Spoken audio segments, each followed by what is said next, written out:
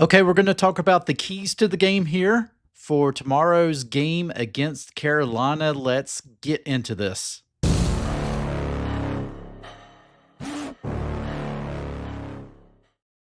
And welcome back to another video here on the Washington Football Maniacs YouTube channel. My name is Greg. I am your host.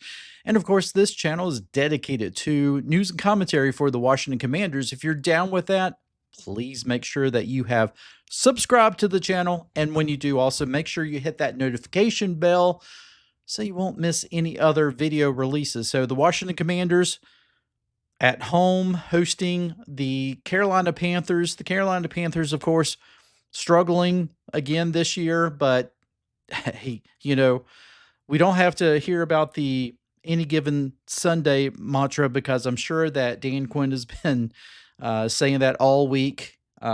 The Washington Commanders coming off of a tough loss against the Baltimore Ravens last week. They're going to want to try to get back on track. And so we need to talk about the keys to the game. What is the Commanders going to need to do in order to beat the Carolina Panthers? Did I say Washington Commanders? I don't know. I'm tired. I didn't sleep well last night. Anyway, let's get into this. So, my first point here: exploiting Carolina's defense.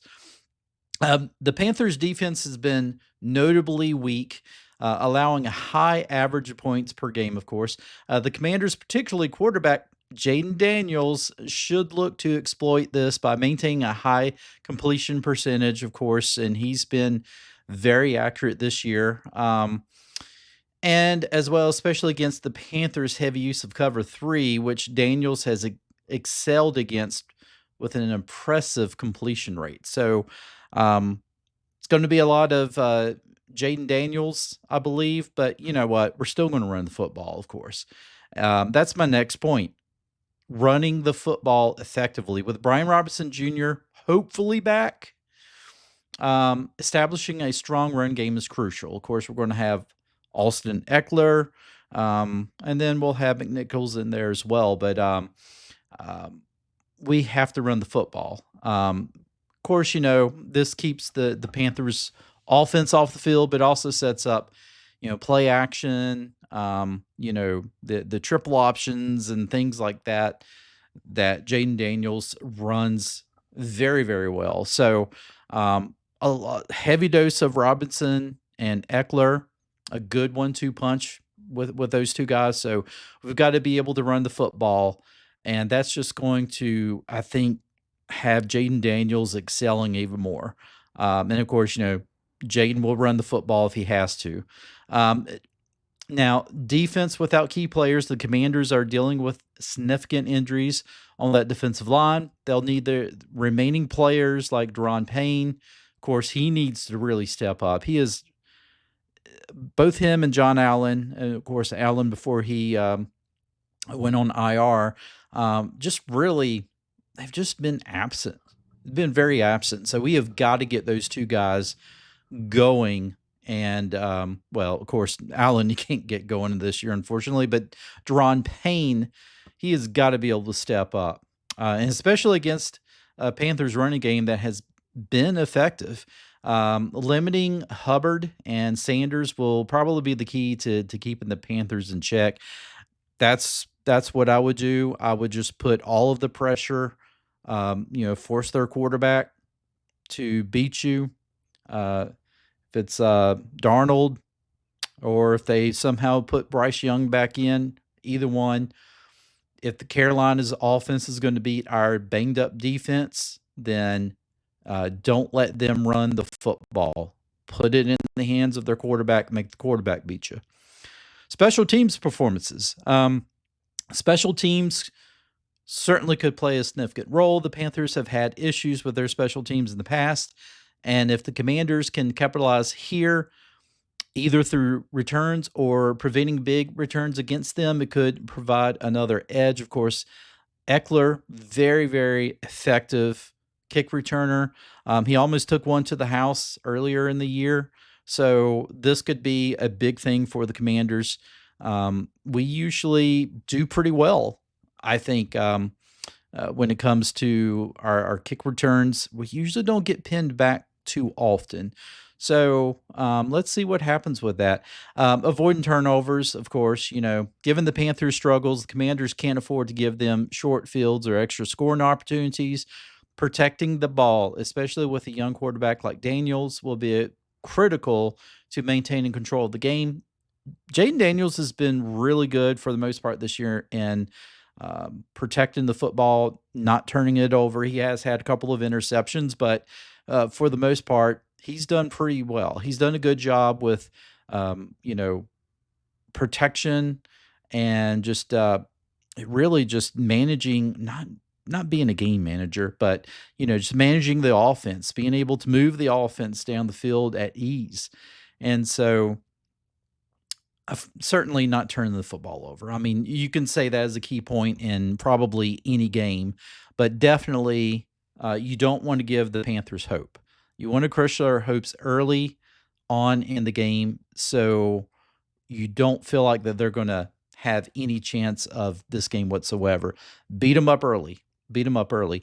Red zone efficiency, converting in the red zone has been a point of emphasis. The Commanders need to capitalize when they get into scoring positions, especially against a defense that has allowed a high percentage of touchdowns in the red zone. So just, yeah, true to the point. And this is where Brian Robinson, I think, comes in, because when Robinson's healthy, we can usually score in the red zone pretty easily with Brian Robinson. So if we get into the red zone, we've got to put up points. We got to score touchdowns, but we have got to put up points. Pressure in the Panthers quarterback. Despite injuries, if the Commanders can generate pressure, even with a rotated defensive line, it could disrupt the Panthers' offense. This could force mistakes or poor decisions, especially from potentially shaky quarterback situation for the Carolina Panthers. Again, I don't know who. I'm assuming Sam Darnold is going to be starting. I haven't really looked to see. Even if it's Bryce Young, especially if it's Bryce Young, you need to pressure him. Right now, I'm sure that his confidence has been shaken because he's been benched. And I think at this point, honestly, if you're the Carolina Panthers, you need to play him. You need to play him. Now, I will say when Darnold came in and played well for in his first game against the Panthers, you kind of thought, okay, maybe this was a good move for right now, because the Panthers, they need something positive. But since then, it's been that one game, and they have kind of went back to just really not playing very good football. So at this point, what are the Panthers? Are they 1-5? I guess they're 1-5. I think you put Bryce Young back in. He needs playing time. Otherwise, you're going to ruin his confidence. I don't think he's ever going to be the same after that. So, yeah, you need to play him. Maintaining offensive momentum. Daniels has shown a remarkable consistency, keeping this momentum, especially in the terms of passing efficiency and avoiding sacks, will be crucial to keep the Panthers' defense on their heels. Obviously Daniels is pretty slippery. He's really quick. You don't pin him back very much for sacks. And honestly, about the only way to sack Daniels is to try to keep him in the pocket. If you keep him in the pocket and you get pressure coming from both defensive ends, and you're able to kind of collapse that pocket, you can get him. But that's usually the time where you see Jaden getting sacked. It's times like that. When he gets out, from the pocket, especially when he rolls, I think, to his right, forget it. I mean, he's going to be making plays. It's either going to be with his legs, or he's going to keep his eyes downfield, and he's going to find Terry McLaurin or somebody like that wide open at some point. So, really, for the Panthers, that's what they're going to have to do in order to sack Daniels. But Daniels he's slippery. It's hard to get him down, and so I think um, that's what certainly the Commanders is going to have to do. They get the football, long methodical drives, run the football, um, do some options, play action, things like that. Get Daniels out of the pocket, roll him out a little bit. That seems to be when he's the most effective. Game management, of course, and this is true for either team, but managing the game, the clock, eating up the clock, not allowing the Panthers to stay in the game longer than necessary. Like I said before, beat them up early. You need to beat them up early. You need to take them out of the game early in the game because the Panthers are not going to come back. They're not going to come back. If they get down early, you're probably not going to see them come back. So I think that's the name of the game for the Commanders. Health management, given the injury context, managing player health, especially for key players like Robinson, making sure they're effective when back on the field could swing the game in the Commanders' favor. Yes, and it does seem like we have had more issues with injuries on the defense, especially the defensive front. And so we are going to have to do some rotations there along the defensive line. Getting Johnny Newton more involved, getting Fedorian Mathis more involved, and Deron he's going to have to step up. Like we said earlier, Deron Payne has to step up because if he doesn't, then even the Panthers, if they start getting a good running game going, then it could be a long day. You don't want to take any team that is just hungry, that has, at this point, probably has nothing to lose.